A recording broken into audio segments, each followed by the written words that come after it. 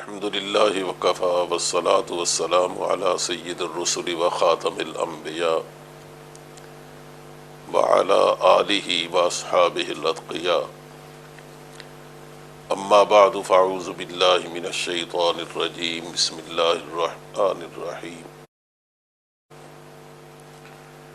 يا أيها النبي اتق الله ولا تطع الكافرين والمنافقين ان اللہ کان علیما حکیما واتبع ما یوحى الیک من ربک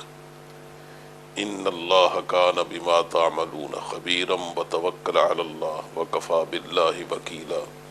صدق اللہ مولانا العظیم۔ میرے بھائیوں اور عزیزوں، میری بہنوں اور بچیوں، آج ہم سورۃ الاحزاب اور 22واں پارہ شروع کر رہے ہیں۔ سورۃ الاحزاب اس سے کچھ پہلے شروع ہو جاتی ہے، اس لیے ہم اسی سے آج کے درس کا آغاز کر رہے ہیں۔ سورۃ الاحزاب ایک بہت بار معرکۃ الآراء سورت ہے۔ جنگ احد کے بعد جس طرح مسلمانوں کے حالات میں یکسر تبدیلی آئی تھی، ایسا لگتا تھا جیسے مسلمانوں کا ایک بھرم سا کھل کے رہ گیا ہے، اور اس سے کافر بیش از بیش فائدہ اٹھا لینا چاہتے تھے۔ چنانچہ اس کی بحالی کے لیے نبی کریم صلی اللہ علیہ وسلم نے مختلف اقدامات فرمائے، اور بہت کچھ اس کی بحالی میں کامیاب بھی ہوئے۔ لیکن ادھر قریش اور خاص طور پر جب بنو نذیر کو یہاں سے نکالا گیا اور بنو قینقاع کو جنگ بدر کے بعد اور بنو نذیر کو جنگ احد کے بعد، تو انہوں نے اپنا یہ مشن بنا لیا تھا کہ ہم اس کا انتقام لیں گے، اور قریش تو پہلے انتقام کی آگ میں جل رہے تھے۔ چنانچہ بنو نذیر کی زیادہ کوششوں کا اس میں دخل ہے، اس نے بنو قینقاع کو بھی ساتھ لگایا اور قریش کو بھی، اور ادھر بنو غطفان کو اور حذیل کو ساتھ ملا کر، اور اس کے نیچے اور چھوٹے موٹے قبیلوں کو تقریباً 12,000 کا ایک لشکر جرار، محتاط روایات کے مطابق، بعض روایات تو 24,000 تک اس کو روایت کرتی ہیں۔ مدینے پر یہ لوگ حملہ آور ہوئے۔ اتنا بڑا لشکر کبھی عرب میں کسی علاقے میں اکٹھا نہیں ہوا تھا، اور پھر یہ لشکر ایسا تھا کہ کہنا چاہیے کہ یہ عرب کے منتخب قسم کے جنگجو لوگوں پر مشتمل تھا۔ ان میں سے ایک ایک قبیلہ اپنی شجاعت میں ضرب المثل کی حیثیت رکھتا تھا۔ ادھر مسلمانوں کا حال یہ تھا کہ جو ان کی افرادی قوت بھی کمزور تھی، اور اس کے ساتھ ساتھ ان کے حربی صلاحیت اس لحاظ سے بڑی کمزور تھی کہ ان کے مالی حالات بہت دگرگوں تھے۔ افرادی طاقت کا جہاں تک تعلق ہے تو زیادہ سے زیادہ تعداد ان کی 3,000 تھی۔ اب ظاہر ہے کہ 3,000 12,000 کے لشکری مقابلے میں، وہ بھی نہتے اور معمولی اسلحہ جنگ رکھتے ہوئے، مقابلے کی کوئی صورت ہی نہیں تھی۔ نبی کریم صلی اللہ علیہ وسلم نے ایک اور طریقے جنگ استعمال کیا ہے سلمان فارسی کے مشورے سے، اور جس سے عرب بالکل واقف نہیں تھے۔ آپ نے ایک بہت طویل کوہ احد تک، کوہ صلا کو اپنی پشت پر رکھ کر آپ نے ایک خندق کھدوائی، اتنی گہری اور چوڑی کہ جس کو گھوڑا پاٹ نہ سکے۔ چنانچہ عربوں کے لیے چونکہ بالکل ایک نئی چیز تھی، اور وہ تو ظاہر ہے گھر سے جب نکلے تھے تو ان کے پیش نظر صرف یہ تھا کہ 1 2 3 دن میں یہ سب کچھ ہو جائے گا، تو ہم زیادہ سے زیادہ 3 دن میں گھر لوٹ آئیں گے، ورنہ تو دوسرے دن ہی واپس ہو جائیں گے۔ لیکن جب آ کر انہوں نے یہ دیکھا تو ان کو ایک لمبا محاصرہ کرنا پڑا جس کے لیے وہ تیار ہو کے نہیں آئے تھے، تو اس نے بجائے خود ان کے لیے مسائل پیدا کیے۔ تو ایک تو یہ اس سورت کا موضوع ہے کہ جنگ خندق میں یا احزاب میں، احزاب حزب کی جمع ہے، جتھوں کو اور گروہوں کو کہتے ہیں، تو اس میں چونکہ کئی گروہ اور جتھے مل کر حملہ آور ہوئے تھے مسلمانوں پر، اس لیے اس کو جنگ احزاب کا نام دیا گیا، اور قرآن کریم اس کو الاحزاب ہی کے نام سے یاد کرتا ہے۔ اور جنگ خندق اس لیے کہ اس میں خندق کھودی گئی اور اس کے پیچھے دفاع کیا گیا، تو یہ مہینہ بھر کوئی یہ محاصرہ جاری رہا۔ اس میں جس طرح کی صورتحال پیدا ہوتی رہی، منافقین جو کچھ کرتے رہے، اس صورت نے اس پر تبصرہ کیا ہے، تو یہ بھی ہمارے پیش نظر ہے۔ انہی دنوں ایک اور واقعہ پیش آیا کہ نبی کریم صلی اللہ علیہ وسلم سے آپ کی ازواج مطہرات نے نفقے کے بارے میں، اپنے یعنی ضروریات زندگی کے بارے میں آپ سے کچھ مطالبے کیے، اور وہ اس میں یقیناً حق بجانب تھی، اس لیے کہ مہینے بعد وہ گزر جاتے تھے، گھر میں چولہا نہیں جلتا تھا اور گزارا ہوتا تھا صرف پانی اور کھجور پر۔ تو ظاہر ہے کہ ہر بات کی ایک حد ہوتی ہے اور اس کی برداشت کی بھی ایک انتہا ہوتی ہے۔ عورتیں تو ویسے بھی کمزور برداشت کی ہوتی ہیں، تو اس لیے ان کے لیے اتنا برداشت کر لینا بھی میرے خیال میں دنیا کی باقی عورتوں کے لیے تو ضرب المثل کی حیثیت رکھتا ہے، ایک نمونے کی چیز ہے۔ لیکن پھر بھی انہوں نے جب دیکھا کہ فتوحات کا سلسلہ شروع ہوا ہے، مسلمانوں کے گھروں میں کچھ نہ کچھ خوشحالیاں آنے لگی ہیں، تو انہوں نے بھی نبی کریم صلی اللہ علیہ وسلم سے اس کا مطالبہ کیا کہ ہمارے لیے گزر بسر کا کوئی اچھا ذریعہ ہونا چاہیے۔ چنانچہ حدیث میں آتا ہے کہ حضرت ابو بکر صدیق اور حضرت عمر فاروق، چونکہ دونوں کی صاحبزادیاں حضرت صلی اللہ علیہ وسلم کے گھر میں تھیں، تو وہ ملنے کے لیے تشریف لائے، تو دیکھا کہ تمام ازواج مطہرات حضور کو کے چار طرف بیٹھی ہیں اور حضور ان کے درمیان سر جھکائے تشریف فرمائے۔ تو یہ دونوں حضرات دیکھ کے بڑے حیران ہوئے، تو حضور نے حضرت عمر کی طرف متوجہ ہو کے فرمایا کہ یہ مجھ سے نفقہ کا مطالبہ کر رہی ہیں اور چاہتی ہیں کہ ان کے حالات بہتر ہوں۔ تو ظاہر جیسے میں نے عرض کیا کہ مطالبہ ان کا عام ضروریات کے لحاظ سے عام سطح پر دیکھا جائے تو بالکل حق بجانب تھا، لیکن دوسری طرف حضرت صلی اللہ علیہ وسلم کا ایک اعلیٰ مقام اور پھر آپ کی بے انتہا مصروفیات اور آپ کے کام کی نوعیت، اس میں ظاہر اس کی گنجائش ہی کہاں تھی کہ آپ ان کے لیے کما کے لاتے، ان کی ضروریات کو پورا کرتے۔ تو وہاں تو سوائے صبر شکر کے اور کوئی صورت ہی نہیں تھی زندگی گزارنے کی۔ تو حضور اس لیے ان باتوں سے بہت پریشان ہوتے اور اس لیے آپ کوئی ناراض بھی ہوئے، کئی دنوں تک اوپر رہے۔ یہ بھی ایک اس میں بڑا اہم موضوع ہے، لیکن اس کے ساتھ سے ایک اور بہت اہم موضوع جس نے سب سے پہلے اس میں جگہ لی ہے، وہ یہ ہے کہ انہی دنوں نبی کریم صلی اللہ علیہ وسلم نے حضرت زینب رضی اللہ تعالیٰ عنہ سے نکاح فرمایا۔ یہ زینب آپ کی پھوپھی زاد بہن ہے، سکی پھوپھی کی صاحبزادی، اور زید بن حارثہ کے بارے میں تفصیل کیا عرض کروں، آپ لوگ اس سے واقف ہوں گے کہ یہ غالباً بنو کلب کے چشم و چراغ تھے، اور کسی طرح یہ اپنے ننیال گئے ہوئے تھے کہ وہاں کسی قبیلے نے چھاپا مارا، شبخون مارا، اور جو لوگ گرفتار ہوئے ان میں یہ 8 سال کے بچے تھے غالباً، ان کو گرفتار کر کے لے گئے، آگے جا کر کسی جگہ ان کو بیچ ڈالا، اس طرح وہ غلام بنا لیا گیا، حالانکہ وہ غلام نہیں، وہ تو خالص عرب تھے۔ وہاں حکیم ابن حزام نے ان کو خریدا کسی سے، انہوں نے آ کر حضرت خدیجہ کے بھتیجے تھے ان کی نظر کر دیا، تو جب حضرت صلی اللہ علیہ وسلم کی شادی ہوئی ان سے، تو ان کے عادات و اطوار کو دیکھ کر حضور نے بہت پسند کیا، تو آپ نے ان سے مانگ لیا، چنانچہ حضرت خدیجہ نے حضور کی نظر کر دی۔ اس طرح وہ حضور کے پاس آئے، یعنی آپ کے غلام رہے۔ لیکن آپ کا جو ان کے ساتھ رویہ تھا اس کا اندازہ آپ اس سے کریں گے، جب ان کے والدین کو معلوم ہوا کہ ہمارا بیٹا تو مکے میں ہے،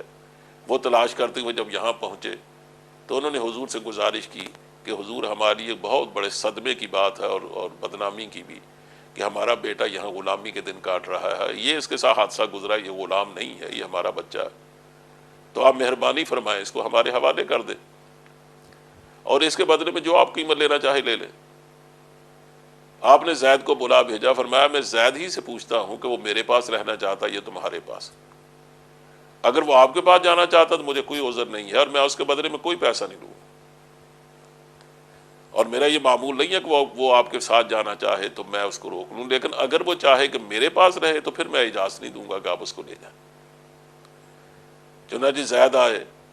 تو آپ نے پوچھا کہ ان کو پہچانتے ہو؟ انہوں نے کہا جی ہاں، یہ میرے والد ہیں، یہ میرے چچا ہیں، میں پہچانتا ہوں۔ کہا یہ تمہیں لینے کے لیے آئے، ایک طرف میں ہوں اور ایک طرف تمہارے والد ہیں اور تمہارا اپنا گھر ہے، تمہیں میں آزادی دیتا ہوں، کیونکہ حضور نے ان کو پہلے ہی آزاد کر کے اپنا نہ، اس کے بعد آپ نے آزاد کیا، ان کو بیٹا بنایا۔ تو انہوں نے کہا کہ نہیں حضور میں آپ کو چھوڑ کے نہیں جاؤں گا۔ آپ نے کہا تمہیں آزادی ہے ان کے ساتھ جاؤ یا میرے پاس رہو؟ انہوں نے کہا حضور میں آپ کے پاس رہوں گا۔ باپ نے چیخ کر اور بڑے تعصب سے کہا کہ زید عجیب بات ہے کہ تم آزادی پر غلامی کو ترجیح دیتے، میں تمہارا باپ ہوں، تمہاری ماں رو رو کے مر گئی ہے، تو تم یہ کیا کہہ رہے ہو؟ انہوں نے کہا کہ میں نے جو حسن سلوک اور جو اعلیٰ ظرف اور اعلیٰ اخلاق حضور میں دیکھے ہیں اس کے علاوہ میں کسی کے پاس ان کو چھوڑ کے نہیں جا سکتا۔ اس کے بعد حضور نے ان کا ہاتھ پکڑا اور صحن حرم میں لے گیا اور وہاں اعلان کیا کہ آج سے زید میرا بیٹا ہے، میں اس کو آزاد کرتا ہوں۔ تو اس کے بعد پھر ان کو زید بن حارثہ نہیں بلکہ زید بن محمد کہا جاتا تھا۔ اب جو پروردگار نے یہ ارادہ فرمایا کہ تبنیت کی اس رسم کو جو صدیوں سے جمی ہوئی ہے اور جس نے بہت مفاسد پیدا کیے ہیں، اس لیے کہ بیٹا جس کو منہ بولا بنا لیا جائے، ظاہر وہ بیٹا تو نہیں ہوتا۔ وہ جس گھر میں رہے گا وہاں وہ محرم بن کے رہے گا، حالانکہ وہ نامحرم ہے۔ وہ جن بہنوں کو اپنی بہنیں کہے گا وہ اس کے لیے غیر لڑکیاں ہیں۔ اور پھر یہ بھی ایک فطرت کی بات ہے کہ لے پالک بچے وہ جانتے ہوں اگر کہ ہم اس گھر کے لڑکے نہیں ہیں، یہ ہمارے ماں باپ نہیں، یہ ہماری حقیقی بہنیں نہیں ہیں، تو یہ ناممکن سی بات ہے کہ ان کی نگاہوں میں وہ پاکیزگی پیدا ہو۔ اس لیے سے بڑے مفاسد پیدا ہوتے تھے۔ پھر یہ کہ جو اس کو نبھاتے تھے اور عرب میں تو ظاہر ہے کہ اس تعلق کو بہت نبھایا جاتا تھا، تو اس کا نتیجہ یہ تھا کہ وراثت کے حقداروں میں ایک ایسے آدمی کا اضافہ ہو جاتا تھا جو وراثت کا ہرگز مستحق نہیں تھا، اور بھی مفاسد۔ اس لیے پروردگار نے چاہا کہ اس کو ختم کیا جائے۔ آپ ظاہر ہے کہ اگر صرف نصیحت سے یہ رسم ختم ہونے والی ہوتی تو قرآن کی آیت اتر جاتی، حضور نصیحت فرما دیتے، بات کافی تھی۔ لیکن یہ رسم ایسی تھی کہ اس کو کسی بڑے اعلیٰ مثال کی ضرورت تھی، چنانچہ یہ ارادہ فرمایا جا رہا تھا کہ حضور خود اس کو توڑیں۔ اس کے لیے ہوا یہ کہ جب یہ جوان ہوئے، بلکہ شاید 30 سال کے تھے غالباً اس وقت، تو آن حضرت صلی اللہ علیہ وسلم نے 30 سال سے عمر کم تھی، تو آپ نے ارادہ فرمایا ان کے نکاح کا۔ تو حضرت زینب جو آپ کی پھوپھی زاد بہن تھی، آپ نے ان کو پیغام نکاح دیا ان کی طرف سے۔ چنانچہ زینب نے بھی اس کو قبول کرنے سے انکار کر دیا اور ان کے خاندان نے بھی۔ حضرت زینب نے کہا کہ میں ایک اعلیٰ خاندان کی لڑکی ہوں، میں ظاہر ہے کہ ایک آزاد کردہ غلام سے کیسے شادی کر سکتی، میں اسے کیسے قبول کر سکتی، میں نسب میں اسے بہت بہتر ہوں۔ اس کا بڑا برا بنایا ان کے بھائی نے بھی، دوسرے لوگوں نے بھی، بلکہ ان کو ایک شکوہ پیدا ہوا کہ دیکھیے حضرت صلی اللہ علیہ وسلم کی اپنی بہن ہے اور وہ اس کے ایک آزاد کردہ اپنے غلام کے لیے تجویز فرما رہے ہیں۔ اس پر چنانچہ اسی صورت میں وہ آیت کریمہ موجود ہے کہ جس نے کہا کسی مومن مرد اور عورت کے لیے اس بات کی ہرگز اجازت نہیں ہے کہ جس کا فیصلہ اللہ اس کا رسول کر دیں وہ اس میں لیت و لال کرے۔ چنانچہ جب یہ آیت کریمہ ان تک پہنچی تو زینب نے بھی سر جھکا دیا اور خاندان نے بھی، اس طرح یہ نکاح ہو گیا۔ نکاح تو ہو گیا، لیکن وہ جو احساس تفاخر تھا یا اپنی برتری کا جو احساس تھا وہ حضرت زینب سے نہیں نکل سکا۔ وہ کبھی بھی حضرت زید کو اپنے برابر نہ سمجھ سکی۔ نتیجہ اس کا یہ ہوا کہ ان میں وہ یگانگت پیدا نہ ہو سکی جو میاں بیوی کے نبھا کے لیے ضروری ہے۔ شکایات پیدا ہوتی رہیں، حضور سمجھاتے رہے، بالآخر طلاق تک نوبت پہنچ گئی۔ طلاق ہو گئی۔ حضور نے کوشش کی کہ زید طلاق نہ دیں، کیونکہ آپ جانتے تھے کہ پروردگار ارادہ فرما رہے ہیں یہ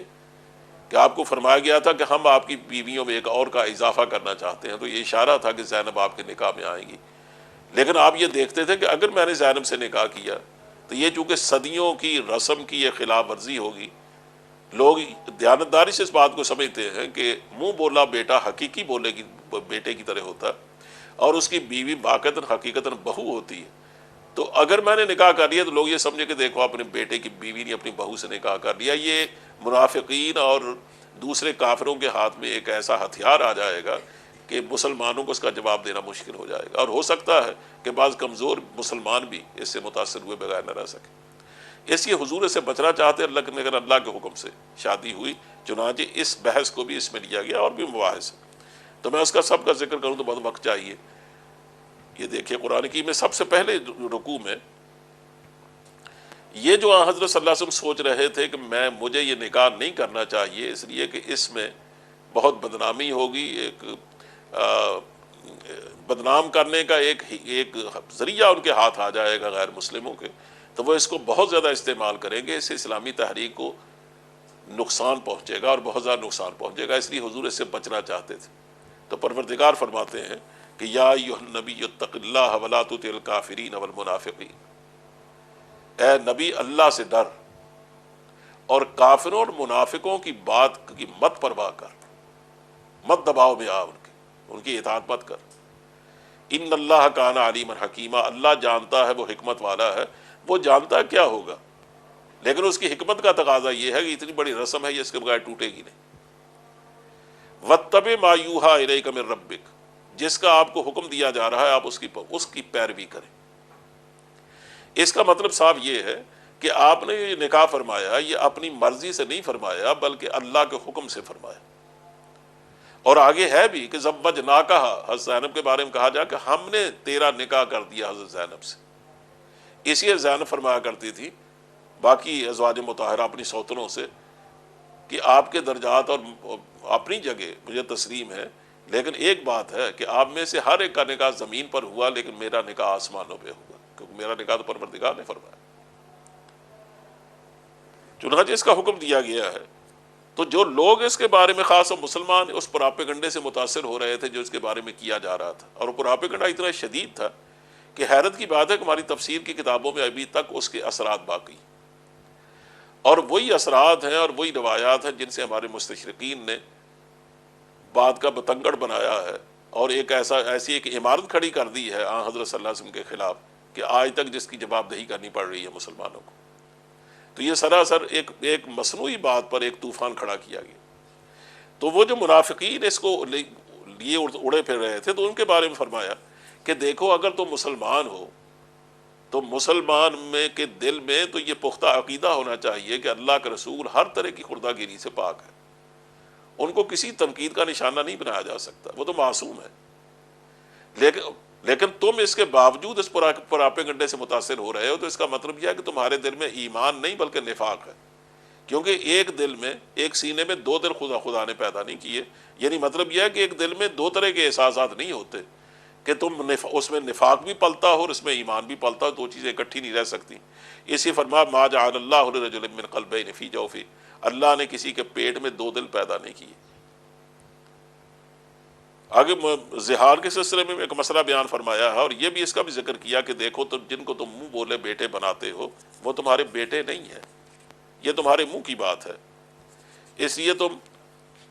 بہتر یہ ہے کہ ان کو ان کے اصل باپوں کے نام سے پکارو۔ چنانچہ اس کا حکم دیا گیا ادعوہم لآبائہم ھو اقسط عند اللہ، ان کو ان کے باپوں کے نام سے پکارو، یہ اللہ کے یہاں زیادہ انصاف کی بات ہے۔ فَإِن لَّمْ تَعْلَمُوا آبَاءَهُمْ، اور اگر تمہیں معلوم نہ ہو کہ ان کے باپ کون ہیں، فَإِخْوَانُكُمْ فِي الدِّينِ، پھر تم انہیں بھائی کہہ کے پکارو، وہ تمہارے دین میں بھائی ہیں۔ لیکن تم ان کا اپنا بیٹا کہہ کر اپنے نام کی طرف سے نسبت کر کے، جیسے حضور کے زید بن محمد کہا جاتا تھا، اس کے بعد وہ ختم ہو گیا، وہ زید بن حارثہ کہلائے۔ کہا غلطی سے ایسا کہو تو اللہ معاف کرنے والا ہے، لیکن جان بوجھ کے کرو گے سخت گناہ ہے۔ آن حضرت صلی اللہ علیہ وسلم نے مقام و مرتبہ کو بیان کیا اسی حوالے سے، جو کہ پراپیگنڈ کا نشانہ آپ تھے، کہا النبی اولیٰ بالمؤمنین من انفسہم وازواجہ امہاتہم، بلا شبہ نبی تو اہل ایمان کے لیے ان کی اپنی ذات پر بھی مقدم ہے، حضور کا حق تو ہماری جانوں سے زیادہ ہے، اور نبی کی بیویاں ان کی مائیں ہیں، تو جب نبی کی بیوی ماں بن جاتی تو ماں کے بارے میں کیا کہا جا سکتا ہے؟ اور اسی اس کو مزید واضح کرنے کے لیے آگے جا کے فرمایا کہ چونکہ وہ تمہاری مائیں ہیں، اس لیے حضور کے انتقال کے بعد تم ان سے نکاح نہیں کر سکتے، کیونکہ ماں سے نکاح نہیں ہو سکتا۔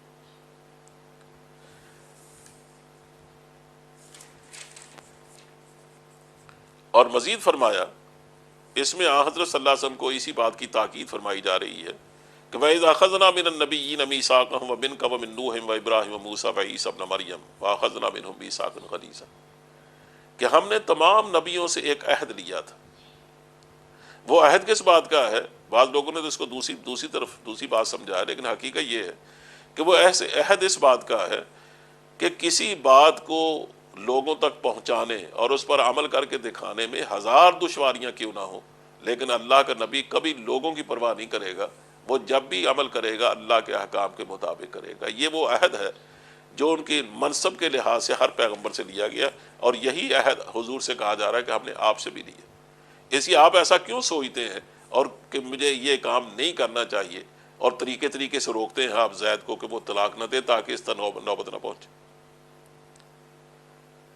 پھر درمیان میں یا اس کو تھوڑا سا روک کر درمیان میں، چونکہ یہ زمانہ تو غزوہ خندق کا بلکہ غزوہ قریظہ بنو قریظہ کا بھی ہے، کیونکہ یہ آیتیں اس کے بعد نازل ہوئی ہیں، اس لیے اس کا ذکر کیا گیا کہ یا ایھا الذین آمنوا اذکروا نعمت اللہ علیکم اذ جاءتکم جنود فارسلنا علیہم ریحا وجنودا لم تروها، لوگو اللہ کے اس احسان کو یاد کرو کہ جب تمہارے پاس لشکر آئے، یعنی تم پر چار چوفیر سے لشکروں نے حملہ کر دیا، فارسلنا علیہم ریحا وجنودا، اللہ نے تیز ہوا بھیجی اور لشکر بھیجے، اور وہ لشکر کیا ہے؟ ہو سکتا ہے فرشتے ہوں، ہو سکتا ہے دوسرے عناصر ہوں جن کو تم نہیں دیکھ سکتے تھے، لیکن اللہ جانتا تھا۔ انہیں آگے صورتحال کو بالکل بدل ڈالا اور کہا لشکر اس طرح آئے کہ جاؤکم من فوقکم ومن اسفل منکم، وہ تمہارے اوپر سے بھی آئے، تمہارے نیچے سے بھی آئے، یعنی تمہیں چار چوفیر سے انہیں گھیر لیا۔ اور اس کا یہ مطلب بھی ہو سکتا ہے کہ نیچے ایسے آئے یعنی قریش مکے سے آئے، اوپر سے آئے خیبر سے اور غطفان کے علاقے سے بنو غطفان آئے اور یہودی آئے۔ اور یہ حال ہو گیا مسلمانوں کا جب دیکھا کہ ہمیں تو اتنی بڑی تعداد میں لشکروں نے گھیر لیا، بلکہ بھیڑیوں نے گھیر لیا ہے، اب بنے گا کیا؟ کہ وَإِذ زَاغَتِ الْأَبْصَارُ وَبَلَغَتِ الْقُلُوبُ الْحَنَاجِرَ، جب آنکھیں پتھرا گئیں اور حلق اور کلیجے منہ کو آ گئے،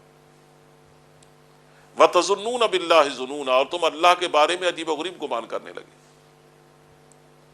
ہُنَالِکَ ابْتُلِیَ الْمُؤْمِنُونَ وَزُلْزِلُوا زِلْزَالًا شَدِیدًا، تب مسلمان آزمائے گئے اور بری طرح ہلائے گئے اور جھنجھوڑے گئے۔ اس وقت پتہ چلا، کھل گئی یہ بات کہ منافق کون ہے اور سچا مومن کون۔ کہا جب مومنوں منافقوں کا تعلق ہے، اذ یقول المنافقون والذین فی قلوبہم مرض ما وعدنا اللہ ورسولہ الا غرورا، منافق لوگ اور جن کے دلوں میں یہ نفاق کی بیماری تھی، وہ یہ کہتے تھے کہ اب تک جو اللہ نے اور اللہ کے رسول نے ہمارے ساتھ وعدے کیے، معلوم ہوتا اب دھوکے کے سوا کچھ نہیں تھے۔ ہمیں تو یہ کہا جاتا تھا یمن تمہارا، کسرا تمہارا، کیسر تمہارا، یہ تمہارے قدموں میں پڑے ہوں گے۔ جب خندق کھودی جا رہی تھی، حضور نے اس وقت بھی فرمایا تھا، وہ کہاں گئے وعدے؟ یہ تو ہم جو اتنے دشمنوں میں گھر گئے ہیں، ان سے بچیں گے کیسے؟ کہا وہ تو لگتا ہے میرا فراڈ ہی فراڈ، میرا دھوکہ ہی دھوکہ تھا۔ اس لیے ان لوگوں نے جو مدینہ کے رہنے والے لوگ تھے ان سے کہنا شروع کر دیا، یا اہل یثرب لا مقام لکم، اے یثرب کے رہنے والو، اب یہاں خندق کے کنارے کھڑا ہونا تمہارا کوئی کام نہیں، تو اپنے جا کے گھروں کی فکر کرو۔ اس لیے کہ جب یہ معلوم ہو گیا کہ بنو قریظہ نے بھی دھوکہ دیا ہے اور انہوں نے بھی قریش کے ساتھ ہم آہنگی کا ثبوت دیا، یگانگت کا، اور جب ان کو حضور نے دو کو سعد بن عبادہ اور سعد بن معاذ کو بھیجا، تو انہوں نے صاف کہا کہ ہم نہیں جانتے، ہمارے ساتھ کو معاہدہ تھا محمد کا، صاف انکار کر دیا۔ تو تب ظاہر انہوں نے آگے صاف کہا کہ اب ہم یہاں ٹھہر کے کیا کر سکتے ہیں، ہمیں اپنے گھر کی فکر کرنی چاہیے۔ اور انہی میں سے کتنے لوگ تھے جو نے آگر حضور سے کہنا شروع کیا کہ ہمارے گھر تو بالکل عورا ننگے ہیں، مطلب یہ کہ ان کی حفاظت کا کوئی انتظام نہیں، اس لیے ہمیں جانے دیجیے۔ کب حضور قرآن کہتا کہ ان کا حال تو یہ ہے کہ اگر خدا نہ خواستہ کسی طرف سے بھی دشمن مدینے میں گھس آنے میں کامیاب ہو جاتا، وَلَوْ دُخِلَتْ عَلَيْهِمْ مِنْ أَقْطَارِهَا، تو تم اس کو دیکھتے ان کے ساتھ مل کر مسلمانوں سے لڑنا شروع کر دیتے۔ حالانکہ ان سے یہ وعدہ لیا گیا تھا، کیونکہ ان میں وہ لوگ بھی تھے جنہوں نے غزوہ احد میں خیانت کی اور نفاق کا ثبوت دیا تھا۔ بعد میں ان سے یہ وعدہ لیا گیا تھا، انہوں نے پکا وعدہ کیا تھا کہ آئندہ یہ غلطی نہیں ہوگی اور ہم کبھی کمزوری نہیں دکھائیں گے۔ تو قرآن کہتا ہے تم اگر فرار کا راستہ اختیار کرنا چاہتے ہو تو موت سے اور قتل سے فرار حاصل کر کے تم جاؤ گے کہاں؟ اگر اللہ نے تمہاری موت کا فیصلہ کر لیا تو تمہیں کوئی نہیں بچا سکتا۔ اللہ فرماتا ہم جانتے ہیں کہ ان میں روکنے والے کون تھے، باتیں بنانے والے کون تھے، یعنی کھل کے اس پر تبصرہ ہوا اور اشاروں میں بتایا گیا انہیں کہ ہم تمہاری ایک ایک حرکت سے واقف ہیں۔ اور پھر آخر میں جا کے فرمایا کہ لقد کان فی رسول اللہ اسوۃ حسنۃ لمن کان یرجو اللہ والیوم الآخر، کہ تمہارے سامنے ایک بہت بڑا اسوہ اور نمونہ اللہ کے رسول کی ذات میں تھا کہ وہ بھی تو تمہارے ساتھ تھے، ایک مہینہ تک محاصرہ رہا اور دیکھو انہیں کس طرح پامردی اور استقامت کا ثبوت دیا، وہ نہیں گھبرائے۔ اور ان کے بعد یہ تو میرے حال میں جتنا بھی فخر کریں صحابہ تھوڑا ہے کہ حضرت کے اسوہ کے ذکر کرنے کے بعد صحابہ کے اسوہ کا ذکر کیا۔ پہلے فرمایا کہ تم میں اللہ کے رسول میں اسوہ حسنہ، اور اس کے بعد فرمایا وَلَمَّا رَأَى الْمُؤْمِنُونَ الْأَحْزَابَ، پھر مومنوں کا ذکر کیا، اور مومنوں سے مراد یہاں صحابہ ہے کہ وہ تو کہتے تھے کہ جو کہ اللہ نے وعدہ کیا لگتا وہ سب فرار تھے، اور لیکن ان کا حال یہ تھا کہ جب ان مومنوں نے دیکھا ان احزاب کو، ان گروہوں کو، ان فوجوں کو، قالوا ھذا ما وعدنا اللہ ورسولہ وصدق اللہ ورسولہ، کہا یہ ہے وہ جس کا اللہ نے اور رسول نے وعدہ کیا تھا، اور اللہ نے اور اس کے رسول نے جو وعدہ کیا وہ سچا کیا تھا۔ وما زادہم الا ایمانا وتسلیما، اور ان کے آنے نے، ان گروہوں کے محاصرہ کرنے نے ان کے ایمان اور تسلیم میں اضافہ کیا، کمی نہیں کی۔ وہ کہا ہمیں پہلے ہی بتایا گیا تھا کہ تمہیں آزمایا جائے گا، تمہیں ہر مرحلے پہ آزمایا جائے گا، جب تم آزمائش میں پورے اترو گے تو تب تمہیں اللہ کی طرف سے نوازشات تم پر برسے گی۔ تو قرآن کریم کہتا ہے کہ ان میں سے کتنے لوگ ہیں رجال صدقوا ما عاہدوا اللہ علیہ، وہ اس راستے پہ قربان ہو گئے اور نے ثابت کر دیا کہ ہم نے جو وعدہ کیا تھا ہم اس پر قربان ہو رہے ہیں، انہوں نے سچا ثابت کیا اسے۔ فَمِنْهُمْ مَنْ قَضَى نَحْبَهُ وَمِنْهُمْ مَنْ يَنْتَظِرُ، ان میں سے تو کوئی تو اپنی باری کو پورا کر گئے، اور کچھ ایسے ہیں جو انتظار میں ہیں کہ کب یہ کندھے سے سر اترتا ہے اور ہم اللہ کا وعدہ پورا کرنے میں کامیاب ہوتے ہیں۔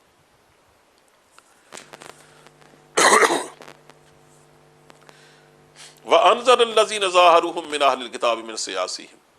شروع ہوا تھا نا کہ اللہ نے اپنے احسان کا ذکر شروع کیا تھا، کہا اللہ نے جس طرح آندھی بھیج کر ان کے خیمے اکھاڑ دیے اور فوج بھاگ نکلی، اس طرح اس کے بعد بنو قریظہ کا محاصرہ کیا گیا، تو ان سے لڑنے کی نوبت نہیں آئی۔ شروع میں تو انہوں نے تھوڑا تھوڑا کچھ نہ کچھ ہیکڑی دکھائی، جب محاصرہ طویل ہوا تو مرعوب ہو گئے اور ظاہر اور کہا کہ ہم جو بھی آپ فیصلہ کریں ہم اس پر اعتماد کرتے ہیں، اور اتر آئے۔ اللہ نے فرمایا وَأَنزَلَ الَّذِينَ ظَاهَرُوهُم مِّنْ أَهْلِ الْكِتَابِ مِنْ صِيَاصِهِمْ، کہا اس وقت کو یاد کرو جب اللہ تعالیٰ نے اہل کتاب میں سے بنو قریظہ کو ان کی گڑیوں سے، جنہوں نے قریش کا پس پردہ ساتھ دیا تھا، ان کو کس طرح اتارا۔ وَقَذَفَ فِي قُلُوبِهِمُ الرُّعْبَ، اور ان کے دلوں میں رعب ڈال دیا۔ فَرِيقًا تَقْتُلُونَ وَتَأْسِرُونَ فَرِيقًا، تم میں سے ایک گروہ کو تم قتل کر رہے ہو، دوسرے کو قید کر رہے، کیونکہ ان کے بڑی عمر کے لوگوں کو قتل کر دیا گیا تھا اور چھوٹی عمر کے لوگوں کو گرفتار غلام بنا لیا گیا تھا۔ وَأَوْرَثَكُمْ أَرْضَهُمْ وَدِيَارَهُمْ، اور دیکھو اللہ نے تمہیں ان کی زمینوں اور ان کے گھروں کا وارث بنا دیا، ان کے مالوں کا وارث بنا دیا۔ وَأَرْضًا لَمْ تَطَئُوهَا، اور ان کے باغوں کا وارث بنا دیا جن کو تمہاری فوج نے پامال نہیں کیا، تمہیں لڑنے کی نوبت نہیں آئی۔ وَكَانَ اللَّهُ عَلَىٰ كُلِّ شَيْءٍ قَدِيرًا، اللہ ہر چیز پر قادر ہے۔ اس کے بعد وہ ڈسکس کیا گیا ہے حضرت صلی اللہ علیہ وسلم کے ازواج مطہرات کے مطالبات کو۔ میں نے عرض کیا نا کہ ان کا مطالبہ یہ تھا کہ حضور ہمارے روزینے میں، ہمارے وظیفے میں، ہمارے نفقے میں تو کچھ نہ کچھ اضافہ کیا جائے، کہ ہمیں بھی تو تھوڑے سے اچھے دن دیکھنے کو ملے۔ لیکن حضرت صلی اللہ علیہ وسلم جس کار نبوت پر فائز کیے گئے تھے، جو اس عظیم منصب پر، اس میں ظاہر اس کی گنجائش نہیں تھی۔ اس لیے پروردگار نے اس معاملے کو اپنے ہاتھوں میں لیا۔ حضور تو خاموش بیٹھے تھے، کوئی جواب نہیں دے پا رہے تھے، اور جو جس طرح جو کہا گیا اس کو برداشت کرنا حضور کی بیویوں کا کام تھا۔ اگر کوئی دوسری عورتیں ہوتی تو شاید اس کو کبھی برداشت نہ کر پاتی۔ میں صرف اس کا ترجمہ کر دیتا ہوں۔ یا ایھا النبی قل لازواجک ان کنتن تردن الحیات الدنیا وزینتہا، اے نبی اپنی بیویوں سے کہو اگر تم دنیا اور اس کی زینت چاہتی ہو، آؤ میں تمہیں کچھ دے دلا کر بھلے طریقے سے رخصت کر دوں۔ تم چولہا جھونکنا چاہتی ہو، تمہیں روز روٹی ملنی چاہیے، تمہیں اچھا کپڑا ملنا چاہیے، میرے یہاں تو فاقے ہیں، جب ملے گا سو ملے گا، نہیں ملے گا تو صبر شکر ہوگا۔ کہ اگر تم یہ چاہتی ہو تمہیں کچھ دے دلا کر اچھے طریقے سے تمہیں فارغ کر دوں، رخصت کر دوں۔ وَإِن كُنتُنَّ تُرِدْنَ اللَّهَ وَرَسُولَهُ وَالدَّارَ الْآخِرَةَ، اور اگر تم اللہ اور اس کے رسول اور دار آخرت کی طالب ہو، اللہ کو چاہتی ہے، اس کے رسول کو اور آخرت کے گھر کو،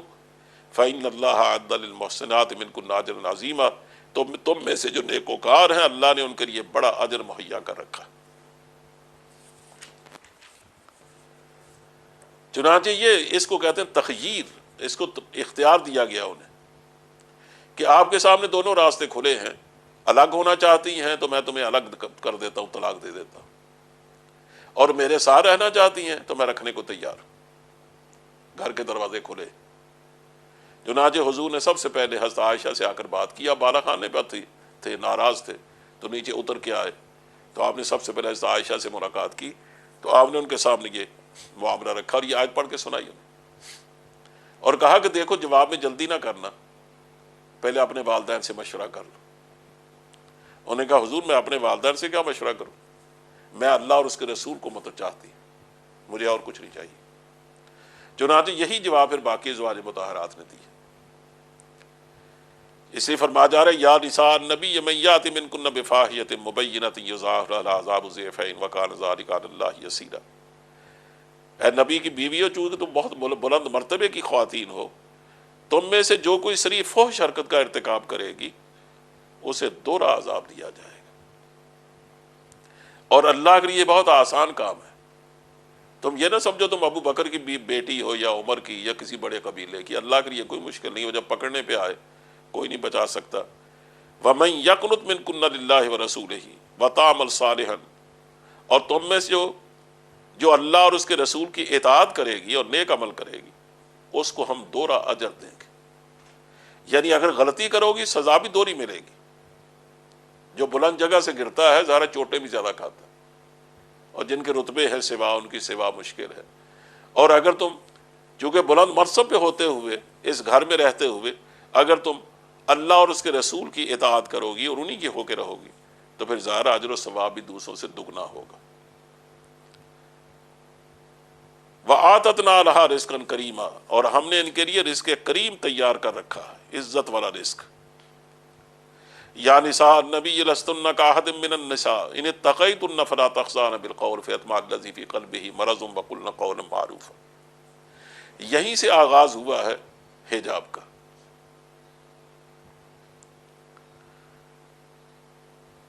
یعنی حضرت عمر فاروق تو کئی دفعے کہہ چکے تھے کہ حضور حالات ایسے مدینہ منافقین سے بھرا ہوا ہے،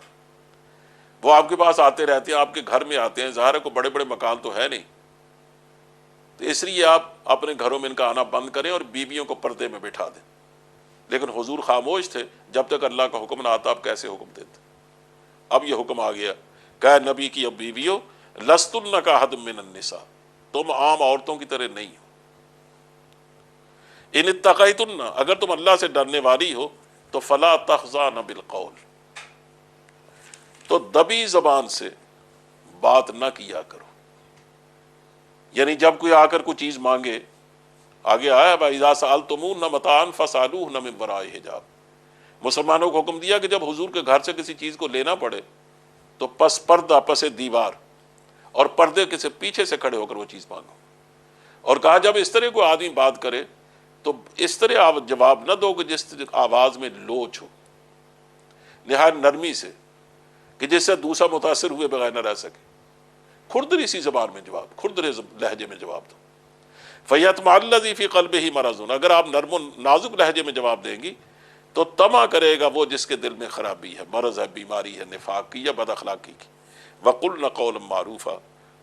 اور کہو سیدھی بات،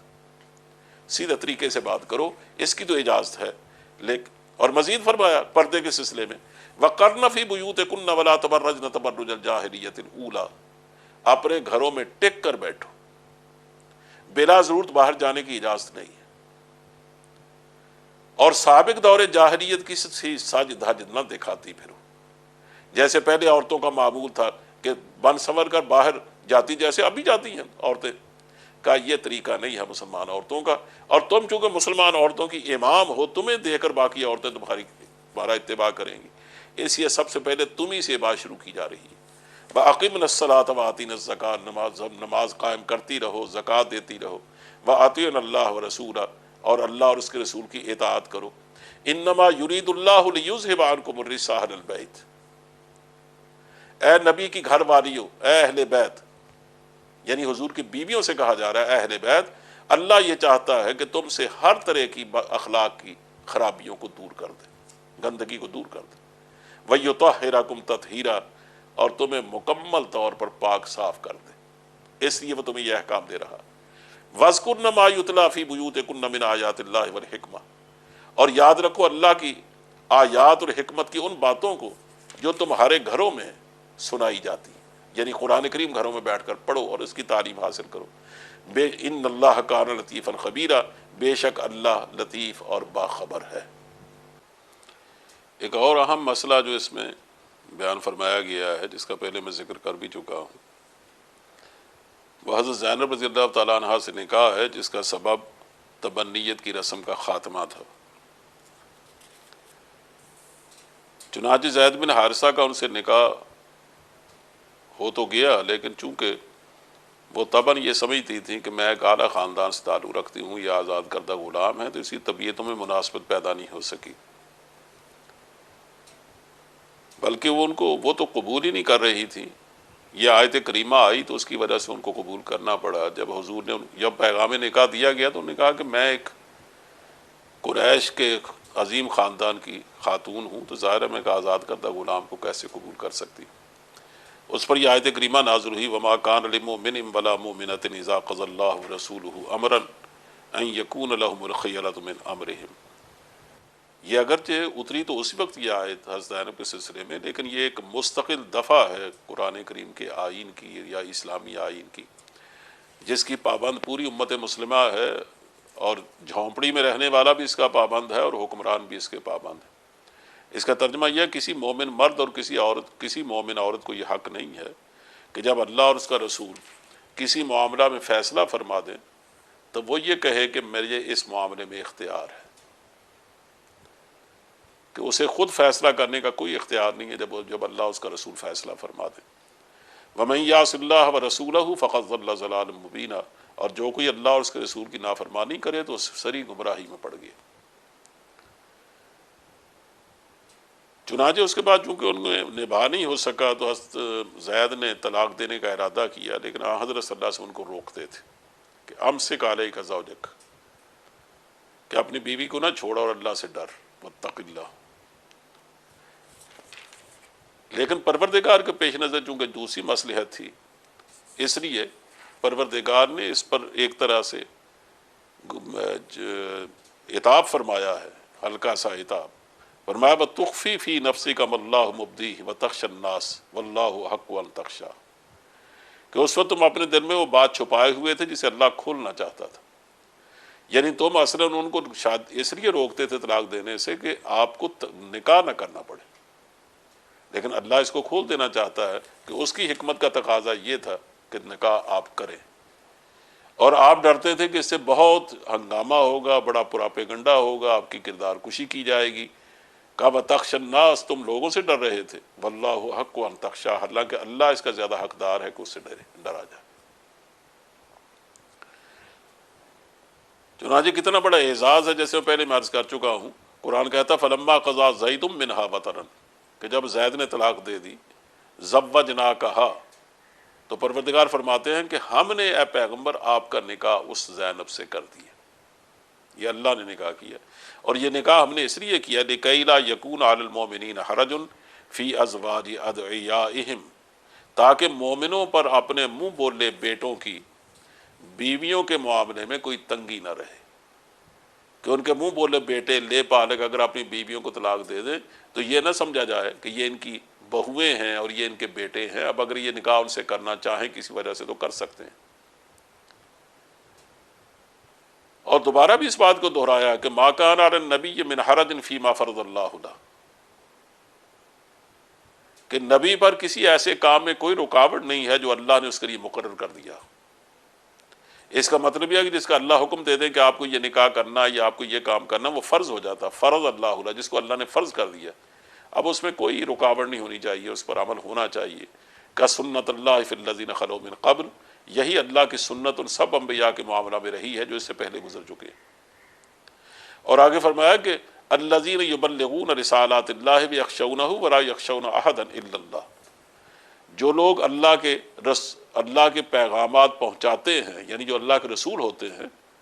وہ صرف اللہ سے ڈرتے ہیں، کسی اور سے کبھی نہیں ڈرتے۔ ایسی ان کو پراپیگنڈے کا خوف نہیں ہوتا، وہ صرف وہ کام کرتے ہیں جو اللہ حکم دیتا ہے۔ اب اس پر ایک سوال پیدا ہوتا ہے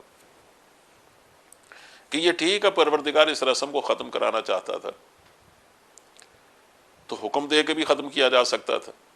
لیکن میں پہلے عرض کر چکا ہوں کہ ایک صدیوں کی رسم وہ محض ایک حکم سے ختم نہیں ہوتی، اور دلوں سے کم از کم اس کا احساس نہیں نکلنے پاتا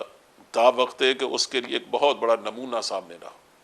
کوئی بڑی شخصیت اس کا تجربہ نہ کرے، اس کا کر کے نہ دکھا۔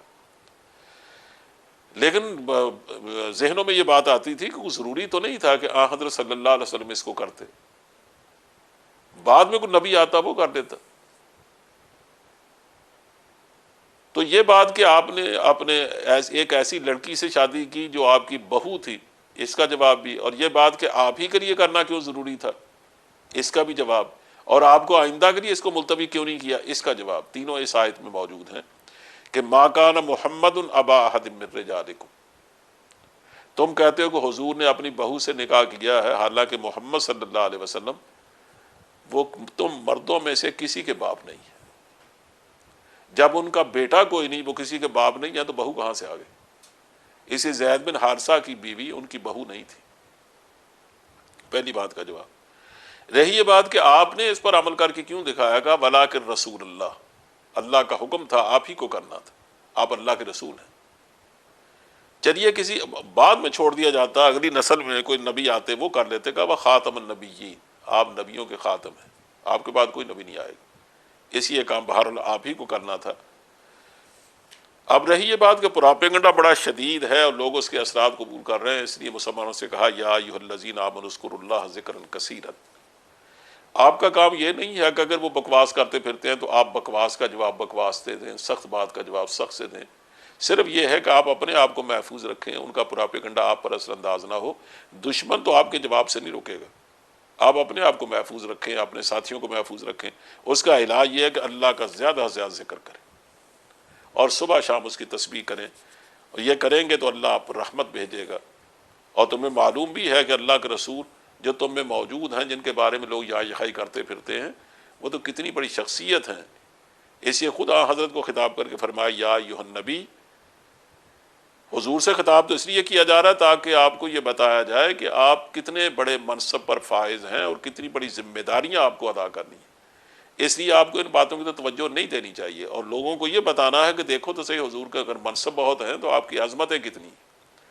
کہ اے نبی، ہم نے آپ کو بھیجا ہے گواہ شاہد بنا کر، مبشر بنا کر، نذیر بنا کر۔ انا ارسلناک شاہدا ومبشرا ونذیرا وداعیا الی اللہ، اور داعی الی اللہ بنا کر، باذن ہی، اپنے حکم سے، وسراجا منیرا، اور روشن چراغ بنا کر۔ اس لیے آپ کی ذمہ داریاں اسی صورت میں ادا ہو سکتی ہیں کہ آپ ان لوگوں کی بالکل پرواہ نہ کریں۔ ایک اور اعتراض کیا جاتا تھا کہ جب حضور نے زینب سے نکاح کیا تو اس وقت حضور کے گھر میں پہلے 4 بیویاں موجود تھیں، اور آپ جانتے ہیں کہ مسلمانوں کو صرف 4 بیویاں کرنے کی اجازت ہے، 5 بیوی نہیں کی جا سکتی، وہ حرام ہے۔ تو اب حضور نے 5ویں بیوی سے، 5ویں عورت سے نکاح کیا، تو لوگوں نے کہا یہ احکام، یہ تو اللہ کا حکم توڑا جا رہا ہے۔ اس لیے مستقلاً آپ کے بارے میں اور بھی بعض حوالوں سے اور اس حوالے سے بھی مستقل یہ حکم نازل ہوا کہ یا ایھا النبی انا احللنا لک ازواجک اللاتی آتیت اجورہن وما ملکت یمینک مما افاء اللہ علیک وبنات عمک۔ مستقل اس کے بارے میں احکام دے دیے گئے، اے نبی، ہم نے آپ کے لیے حلال کر دی ہیں وہ آپ کی ساری بیویاں جن کو آپ نے حق مہر دیے، آپ جن سے بھی نکاح کریں حق مہر دے دیں، چاہے تعداد اس کی کتنی بھی ہو، وہ سب آپ کے لیے حلال ہے، اور یہ صرف آپ کے لیے۔ اس لیے اگر آپ کے پاس لونڈیاں ہیں تو وہ بھی آپ کے پاس حلال ہے۔ اسی طرح وہ بنات عمے کا، آپ کی چچا زاد، وہ بنات عمات کا، آپ کی پھوپھی زاد، وہ بنات خالے کا، آپ کے خالو زاد، ماموں زاد، وہ بنات خالات کا، آپ کی خالاؤں کی بیٹیاں، الذین ہاجرن معک، جنہوں نے ہجرت کی ہے آپ کے ساتھ، وہ وہاں سے ہجرت کر کے مدینہ منورہ آ گئیں، وامرأۃ مؤمنۃ ان وہبت نفسہا للنبی، اس سے اگر اور کوئی مومن عورت وہ اپنے آپ کو ہبہ کرنا چاہے نبی کے لیے، ان اراد النبی ان یستنکحھا، اگر نبی ارادہ کرے اس سے نکاح کرنے کا، کہا یہ سب آپ کے لیے حلال ہے، خالصۃ لک، یہ صرف آپ کے لیے ہے، خالص آپ کے لیے، من دون المؤمنین، باقی مسلمانوں کے لیے نہیں۔ ان کی پابندی وہی ہے کہ وہ 4 پر اکتفا کریں۔ وجہ اس کی کیا ہے، اب اس کی حکمتیں کیا ہے، اس کے لیے یہ وقت نہیں ہے، لیکن اتنی بات سمجھ لیجئے کہ جس طرح نبی کریم صلی اللہ علیہ وسلم نے انسانوں کی اصلاح کرنی ہے، اسی طرح یعنی مردوں کی اصلاح کرنی ہے، اس طرح آپ نے عورتوں کی بھی اصلاح کرنی ہے۔ مردوں کی اصلاح کے لیے تو ابو بکر و عمر اور عثمان و غنی اور کتنے اور صحابہ رضی اللہ تعالیٰ عنہم اجمعین، حضور کے دست راست کے طور پہ موجود ہے، لیکن عورتوں کی اصلاح کے لیے خاص ہو ان مسائل میں جو عورتوں ہی سے متعلق ہیں، اس کے لیے ظاہر ہے 4 بیویاں تو کافی نہیں ہو سکتی۔ وہ تو جتنی بیویاں ہوتی وہ بھی تھوڑی ہوتی، یہ تو 9 بیویاں کچھ بھی نہیں ہیں، لیکن حضور نے بہرحال چونکہ ان کی ذمہ داریاں بھی تھیں، اس لیے آپ زیادہ کر نہیں سکے، ورنہ ضرورت اس بات کی تھی کہ آپ کے گھر میں زیادہ عورتیں ہوتی، ہر عمر کی ہوتی، تاکہ تمام مسائل سے وہ آگاہ ہوتی، حضور کی تربیت یافتہ ہوتی، وہ مسائل پھر دوسروں تک کنوے کرتی، اس طرح اس گھر کی روشنی دور تک پھیلتی۔ دوسرا یہ کہ حضرت صلی اللہ علیہ وسلم کو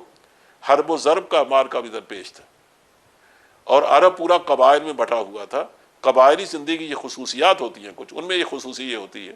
کہ جس قبیلے میں نکاح کر لیا جاتا ہے وہ پورا قبیلہ اسے اپنا داماد سمجھتا ہے، پھر وہ اس سے لڑتا نہیں ہے۔ اس لیے حضور نے اپنے معاملات اور اپنے حالات اور اپنے تعلقات پختہ کرنے کے لیے بعض گھرانوں میں شادیاں کی، چنانچہ اس کے اثرات یہ تھے کہ جس کے گھر میں بھی شادی ہوئی ہے پھر وہ لڑنے کے لیے ہمت نہیں کر سکا۔ ابو سفیان فوجوں پہ فوجیں لے کے چڑھ کے آئے، لیکن جب آپ نے ام حبیبہ سے نکاح کر لیا پھر وہ فوج کشی نہیں کر سکے۔ اس لیے جب آپ نے حضرت صفیہ سے نکاح کر لیا جو یہودی خاتون تھیں، تو ظاہر پھر ان کا بنو نذیر بے بس ہو کے رہ گئے۔ اس لیے جس خاندان میں بھی آپ نے نکاح کیا بنو المستلق میں، وہ ہمیشہ کے لیے آپ کے ہو کے رہ گئے، اور سمجھ گئے تو اب تو ہماری عزت آپ ہیں اور آپ کی عزت ہماری عزت ہے۔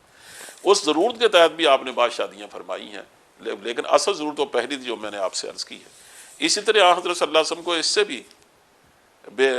فارغ کر دیا گیا، یا یہ ذمہ داری بھی آپ سے اٹھا دی گئی کہ یہ جو ذمہ داریاں دوسروں پر رکھی گئی ہیں، نان نفقہ سکنا وغیرہ، کہ ہر عورت کی ذمہ داری ہے کہ یہ مطالبات وہ کر سکتی ہے، مجھے یہ ملنا چاہیے، تو حضور سے صاف کہا گیا کہ آپ پر یہ ذمہ داری نہیں ہے، جو کچھ انہیں ملے ان کو آپ کا شکر گزار ہونا چاہیے۔ اور اس کے بعد آپ نے پھر کوئی احکام دیے گئے ہیں اس میں کہ نبی کریم صلی اللہ علیہ وسلم کے گھروں میں اور دوسرے مسلمانوں کے گھروں میں بلا اجازت داخل نہیں ہونا چاہیے۔ پھر کوئی رشتہ داروں کی محرم اور نامحرم کی تقسیم بھی بیان کی گئی ہے۔ پھر اس پردے کا مسئلہ جو شروع میں صرف حضور کے گھر کے لیے تھا، اب اس کو سب کے لیے فرمایا، یا ایھا النبی کل ازواجک و بناتک و نساء المؤمنین یدنین علیہن من جلابیبہن، اے نبی اپنی بیویوں اور اپنی بیٹیوں اور اہل ایمان کی عورتوں سے کہہ دو کہ اپنے اوپر اپنے چادروں کے پلو لٹکا لیا کریں۔ جلباب کہتے ہیں کہ بڑی چادر کو، ادنا یدنینا یہ کہتے ہیں کہ بڑی چادر کو اس طرح پورا لپیٹ کر سر اس کا ایک حصہ اپنے سامنے لٹکا لیا جائے، اس کو کہتے ہیں ادنا۔ اور صحابہ اس کو یہی سمجھتے تھے، اور مختلف صحابہ سے اس کی یہی تعبیر تفسیر موجود ہے۔ اس طرح سورہ کے بعد یہ سورہ احزاب ظاہر ہے کہ بہت سارے احکام کا مجموعہ ہے جن کو سب کو ذکر نہیں کیا جا سکتا، جستا چیزیں میں نے عرض کی ہیں۔ اس کے بعد سورہ سبا ہے۔ سورہ سبا میں بنیادی طور پر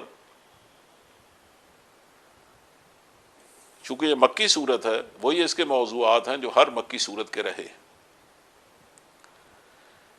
اس لیے سب سے پہلے اس میں اللہ کی تعریف کی گئی ہے، اور اس کے بعد توحید پر دلائل دیے گئے ہیں۔ اور توحید پر دلائل وہ دیے گئے ہیں جس کو ہر آدمی، ان پڑھ سے ان پڑھ آدمی بھی سمجھتا ہے، یعنی اللہ کی قدرتوں کا ذکر ہے، اس کے احکام، اس کے انعامات کا ذکر ہے، اور اس سے اللہ کی طرف متوجہ کیا گیا ہے، اور پھر ضرورت کا احساس دلایا گیا ہے کہ جب اللہ ہی تمہارا سب کچھ ہے تو یقین اس کی طرف سے تمہاری رہنمائی آنی چاہیے۔ اسی اللہ کے نبی پر تم ایمان لاؤ، اور جو تمہیں تصورات زندگی کے دیتے ہیں ان کو قبول کرو۔ پھر چند اعتراضات کا جواب دیا گیا جو وہ اعتراض کرتے تھے۔ مثلا ایک اعتراض ان کی طرف سے یہ ہوتا تھا، قال الذین کفروا لا تأتینا الساعۃ، آپ جو ہمیں بار بار کہتے ہیں کہ قیامت آئے گی قیامت آئے گی، تو وہ قیامت آتی کیوں نہیں، کہاں رک گئی ہے وہ؟ کہ اگر وہ چل پڑی ہے کہیں سے تو اب تک تو اس کو پہنچ جانا چاہیے تھا، تو یہ کیا بات ہوا اور قیامت کیوں نہیں آتی؟ اس کے جواب میں کہا گیا، بلا وربی لتأتینکم عالم الغیب، ہاں وہ قیامت آئے گی، مجھے اپنے رب کی قسم، لیکن وہ آئے گی کب کا اس کے بارے میں نہیں جانتا، میں عالم الغیب نہیں ہوں، عالم الغیب اللہ کی ذات ہے۔ اگر تم مجھے رسول سمجھو تو تمہیں یقین ہونا چاہیے رسول جھوٹا نہیں ہوتا۔ میں چونکہ اللہ کا رسول ہوں اس لیے مجھے ایک ایک بات کا یقین ہے جو مجھے اپنے اللہ کی جانب سے بتائی جا رہی ہے، لیکن یہ بات یاد رکھو کہ جب قیامت آئے گی تو ان میں سے ایک ایک چیز، چاہے کسی چٹان کے نیچے کہ انہیں چھپی ہو، چھوٹی بڑی، سب کو نکال کے سامنے لایا جائے گا، اور تمہارا کوئی عمل بھی اور تمہاری کوئی چیز بھی مخفی نہیں رہے گی۔ دوسری چیز اس میں اخلاقی اور عقلی تو دوسری دلیل بیان کی ہے، وہ یہ ہے کہ قیامت کا آنا اس لیے ضروری ہے اور اس لیے برحق ہے کہ تم بتاؤ کہ دنیا میں دو طرح کے اعمال ہوتے ہیں، کچھ لوگ ہیں جو نیک عمل کرتے ہیں، کچھ لوگ ہیں جو برے عمل کرتے ہیں۔ اگر اس زندگی کا انجام یہی ہے کہ آدمی مل دل کے ختم ہو جائے، مر جائے، مٹی ہو جائے، ختم ہو جائے، تو سوال یہ ہے کہ نیکیوں کا اجر کہاں گیا، برائی کی سزا کہاں گئی؟ پھر تو اس کا مطلب ہے زندگی گزارنا دونوں کے لیے یکساں ہے۔ نیکیوں کی نیکیاں جب رائے گاہ ہی جائیں گی تو نیکی کیوں کرے، اور برائی برے کو جب پتا ہے کہ اس پر کبھی گرفت نہیں ہوگی تو اسے ڈرے کیوں؟ اسی طرح کتنے لوگ ہیں جو نیکی کی سربلندی کی خاطر، راہ حق کی سربلندی کی خاطر وہ اپنی جان دے دیتے ہیں، قربانیاں دیتے ہیں۔ سوال یہ ہے کہ اگر ان کو یہ معلوم ہو کہ یہ زندگی یہی ہے، اس کے بعد کوئی زندگی نہیں، کوئی قیامت نہیں آئے گی جس میں حساب کتاب ہو، جس میں جزا سزا ہو، تو پھر وہ ظاہر ہے کسی بڑے مقصد کی خاطر قربانی کیوں دے۔ اسی فرما یجزی الذین آمنوا وعملوا الصالحات اولئک لہم مغفرۃ ورزق کریم، کہ یہ قیامت کا آنا اس لیے ضروری ہے تاکہ اللہ جزا دے ان لوگوں کو جو ایمان لائے ہیں اور نیک عمل کر رہے، ان کے لیے مغفرت ہے اور رزق کریم ہے۔ والذین سعوا فی آیاتنا معاجزین اولئک لہم عذاب من رجز علیم، اور جن لوگوں نے ہماری آیات کو نیچا دکھانے کے لیے زور لگا رکھا ہے ان کے لیے بدترین قسم کا دردناک عذاب ہے۔ کہ یہ وجہ ہے جس کی وجہ سے ضروری ہے کہ ہم قیامت لائیں۔ اگر قیامت ہم نہیں لاتے ہیں تو پھر ظاہر ہے کہ اس کے بغیر اخلاقی ضرورتیں پوری نہیں ہوتی، عقل کا جواب نہیں ملتا کہ اللہ اگر واقعی عادل ہے تو اس کی عدل کا تقاضا یہ ہے کہ ہر ایک کے ساتھ انصاف ہو، تو انصاف کیسے ہوگا؟ نہ نیکی کی جزا ملتی ہے نہ برائی کی سزا ملتی۔ اس کے بعد ایک اور بات فرمائی گئی، وقال الذین کفروا هل ندلکم علی رجل ینبئکم اذا مزقتم کل ممزق انکم لفی خلق جدید افتری علی اللہ کذبا ام بہ جنہ بل الذین لا یؤمنون بالآخرۃ فی العذاب والضلال البعید۔ یہ بھی اسی قیامت کے حوالے سے فرمایا گیا۔ وہ یہ لوگ کہتے دیکھو اس آدمی کو جو رسالت کا دعویٰ کرتا ہے اور یہ کہتا ہے کہ ہر چیز تباہ و برباد ہو جائے گی، جسم منتشر ہو جائے گا، ٹکڑے ٹکڑے ہو جائے گا، مٹی ہو جائے گا، اس کے باوجود کہتا ہے کہ نہیں ایک دوبارہ پھر ایک دفعہ ان کو پیدا بھی کیا جائے گا، انکم لفی خلق جدید کا افترا علی اللہ کذبا ام بہ جنہ۔ جب زمین کا، جب جسموں کا ریزہ ریزہ، ریشہ ریشہ ٹوٹ پھوٹ جائے گا اور مٹی میں تبدیل ہو جائے گا تو پھر نئی زندگی کہاں؟ کہا یا تو یہ شخص جھوٹ باندھتا ہے اپنے اللہ پر، اور یا معلوم ہوتا ہے کہ اس کو جنون ہو گیا، یہ پاگل پن کی باتیں کرتا۔ اس کے بارے میں فرمایا جا رہا ہے، سوال یہ ہے کہ تم اس بات کو تو مانتے ہو کہ اللہ نے تمہیں پیدا کیا اور پیدا بھی تمہیں مٹی سے کیا، تمہیں مٹی سے اگر اس نے پہلی دفعہ پیدا کیا ہے تو دوبارہ تمہیں مٹی سے کیوں نہیں اٹھا سکتا؟ اگر اس میں اس کے لیے کیا مشکل کہ تمہارے سامنے مٹی سے ایک شخص کو پیدا کیا، حضرت آدم کو، اس کے بعد ایسا خودکار نظام اس نے بنا دیا ہے کہ دنیا میں انسان پیدا ہوتے ہیں، پھیلتے چلے جاتے ہیں۔ اگر وہ اتنا خوبصورت نظام وہ نافذ کر سکتا ہے اور اس میں کبھی کوئی تبدیلی نہیں ہوتی، تو جب یہ اس سلسلے کو روک دے گا، سب کو تباہ کر دے گا، اس کے بعد دوبارہ اٹھانے کا وہ جب ارادہ کرے گا تو پھر اس کے لیے کیا مشکل ہوگی کہ وہ ان کو دوبارہ زندہ نہیں کر سکتا۔ اس لیے اقبال نے کہا ہو یہاں ہو ہے اگر آئین ہستی کہ ہو یہاں ہر شام صبح، تو مرقد ہستی کا آخر کیوں نہ ہو انجام صبح۔ جب ہر شام صبح ہوتی ہے تو جب انسان کی شام مکمل ہو جائے گی، اس کے بعد صبح کا طلوع ہونا اس کے لیے بھی ضروری ہے۔ اس کے بعد اللہ نے دو پیغمبروں کا ذکر کیا ہے، بلکہ ایک پیغمبر کا اور اس کے بعد قوم سبا کا۔ پیغمبر کا ذکر تو حضرت داؤد علیہ السلام کا کیا، کہا دیکھو داؤد ایک معمولی گاؤں کے رہنے والے، معمولی خاندان کے نہایت غریب نوجوان تھے۔ وہ اپنے بھائی کو جو پہلے سے فوج میں شامل تھا، حضرت طالوت کی، اس کو غالباً کھانا پہنچانے آئے تھے۔ جب دیکھا کہ جالوت سامنے بار بار تڑیاں دے رہا اور مبارزت طلب کر رہا اور کوئی نکلنے کا نام نہیں لیتا، بڑا تنومند اور قد آور جوان تھا، لوگ دیکھ کے ڈرتے تھے اسے، یہ اس کے مقابلے میں نکل کھڑے ہوئے، حالانکہ اس سے پہلے صرف ڈریے تھے، اس کے سوا کچھ نہیں جانتے تھے۔ اللہ نے کہنا چاہیے کہ محرومی سے اور غیر معروف دنیا سے نکالا انہیں، اور سب سے پہلے اس فوج کا ان کو رکن بنایا، اس کے بعد حضرت طالوت کا ان کو داماد بنایا، پھر اسی فوج کا کمانڈر بنایا، حتیٰ کہ انہوں نے حضرت طالوت کی وفات کے بعد ان کو سب نے مل کر اپنی پوری قوم نے ان کو اپنا بادشاہ بنا دیا۔ اللہ نے اتنے بڑے انعامات کیے ان پر، اور پھر مزید ان پر کو کمالات یہ بخشے کہ پہاڑ ان کے ساتھ جب وہ تسبیحات کرتے تھے تو ساتھ بولتے تھے، پرندے ان کے ساتھ تسبیح پڑھتے تھے۔ النا لہ الحدید، ہم نے ان کے ہاتھ میں لوہے کو موم بنا دیا تھا، ان اعمل سابغات وقدر فی السرد، اور ہمارے حکم یہ تھا کہ تم زرے بناؤ اور جیسی چاہو بناؤ، اس کی باریک کڑیاں بناؤ، اس لیے کہ وہ اپنے ہاتھ سے موڑ موڑ کے بناتے چلے جاتے تھے۔ اور جدید تحقیق تو یہ بھی ہے کہ اللہ نے انہیں لوہے کو ڈھالنے کا فن سکھایا تھا جو اس سے پہلے کوئی نہیں جانتا تھا، بہت کم قوموں کو معلوم تھا، لیکن وہ اس کا افشا نہیں ہونے دیتے تھے۔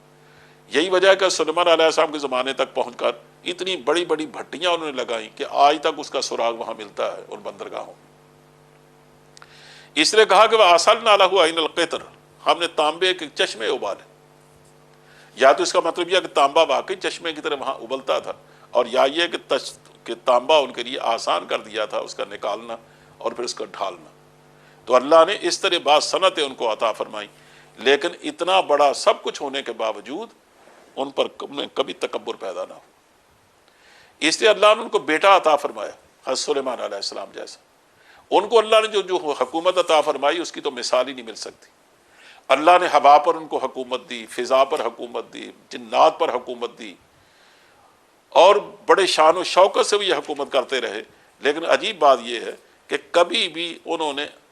اپنی مرضی سے کوئی کام نہ کیا، جب بھی کیا اللہ کے حکم سے کیا۔ کبھی ان میں یہ خیال پیدا نہ ہوا کہ میں اتنا بڑا حکمران ہوں تو مجھے کچھ نہ کچھ تو ہونا چاہیے، کبھی تو اپنی مرضی کروں اور کبھی لوگوں کو اپنی مرضی پہ ڈھالوں، بلکہ جیسے اللہ کا حکم ہوا اس کے مطابق لوگوں کو تعلیم دی، اور اللہ کی رضا کے مطابق ہمیشہ پیغمبری کی، صرف حکومت ہی نہیں کی۔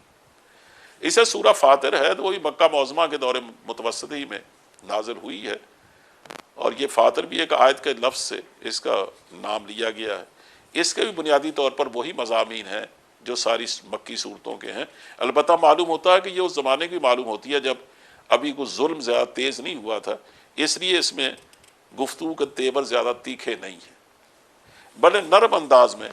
اللہ نے اپنی قدرتوں کا اظہار کر کے لوگوں کو سمجھانے کی کوشش کی ہے، مختلف سامنے کی مثالیں ان کے سامنے دی ہیں۔ البتہ لوگوں کو، عام آدمی کو سمجھانے کے لیے یہ کہا کہ تم قریش کی طرف نہ دیکھو، ان کو تو یہ خیال ہے کہ اگر ہم اسلام قبول کر گئے تو ہماری خاندانی عظمت جاتی رہے گی، یہ ہمارا مال و دولت جس پر ہمیں بڑا فخر ہے شاید یہ باقی نہیں رہے گا۔ ان کو تو اپنی انفرادیت کا احساس نہیں آگے بڑھنے دیتا، لیکن تمہیں آخر کیا رکاوٹ ہے؟ حالانکہ ان کو معلوم ہونا چاہیے کہ جن مال و دولت کی جس افراد پر یہ فخر کرتے ہیں یہ کب تک رہے گی ان کے پاس؟ کتنے بڑے بڑے لوگ اٹھے اور آج ان کا نام و نشان تک دنیا میں باقی نہیں ہے۔ پھر غریب آدمیوں کو، ان پر جو اللہ کے احسانات ہیں عام آدمی کی زندگی کے حوالے سے، ان میں سے ایک ایک کا تذکرہ کیا ہے اور اپنی نعمتیں ان کو یاد دلائی ہیں، خاص طور ان کو آخری یاد دلائی ہے، اسی کے حوالے سے ان کو بہتر اخلاق اختیار کرنے کی تعلیم دی گئی ہے۔ اور